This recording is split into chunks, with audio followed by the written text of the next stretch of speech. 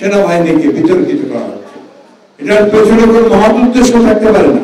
এটার পিছনে উদ্দেশ্য একটাই, ঠিক অতীতে ফ্যাসিস্ট সরকার আমলে যেভাবে বাংলাদেশের স্বাধীন সার্বভৌমত্বকে বিপন্ন করা হয়েছে, আজকে আবার বাংলাদেশের স্বাধীন সার্বভৌমত্ব যেন বিপন্ন হয়, আমরা যেন আবার অরক্ষিত হয়ে পড়ি।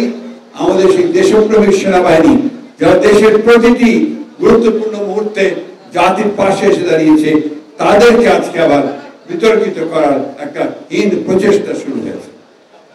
প্রিয় সাংবাদিক বন্ধুরা, আপনারা সবসময় জাতির বিবেক হিসেবে জাতির সামনে এসে দাঁড়িয়েছেন। জাতির মুহূর্ত, বিপদের মুহূর্তগুলোকে আপনারা অতিক্রম করে জনগণকে সঠিক যে সংবাদ, সেই সংবাদ দিয়েছেন, তাদেরকে সমৃদ্ধ করার চেষ্টা করেছেন। আজকে আমাদের প্রত্যাশা সেইখানে যে আপনারা আবারও সেই একইভাবে আপনাদের সেই ভূমিকা পালন করবেন।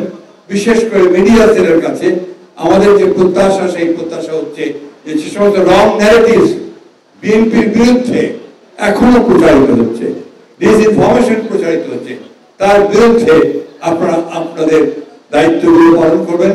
গোটা জাতি রুখে দাঁড়াবে। বাংলাদেশকে এই অস্থিতিশীল করার চক্রান্তের বিরুদ্ধে আমরা সবাই এক হয়ে কাজ করব, এই হচ্ছে আমাদের প্রত্যাশা।